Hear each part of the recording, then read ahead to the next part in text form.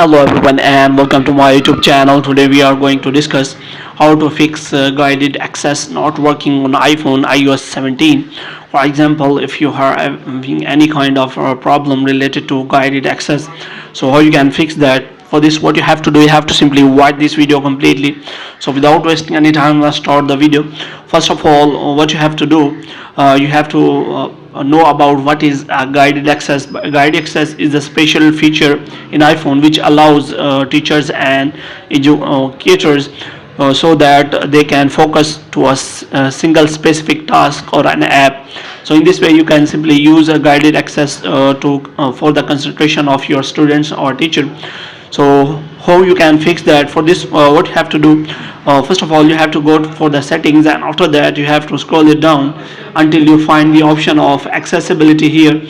So first of all you have to make sure that your guided access is enabled or not. So how you can do that? For this, you have to go to accessibility and you have to scroll it down until you find the option of guided access in your accessibility. For this, what you have to do, you have to scroll it down until you find the option of guided access. So here you have to simply turn on the toggle, and here what you can do, you can simply set all of your guided accessibility, which means you can simply go for the passcode setting, time limits, and also go for the shortcuts.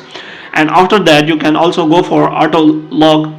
And after enabling your guided access, and if it is allowing to install any kind of app, you have to make sure that you have installed that app.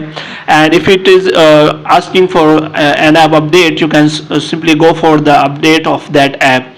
After doing all the settings, if the problem is still there, then what you can do is you can simply go for the setting, and after that you have to scroll it down until you find the option of general. So here what you have to do, you have to scroll it down until you find the option of transfer or reset iPhone. So here you have to click on reset iPhone, and after that you have to click on reset network settings.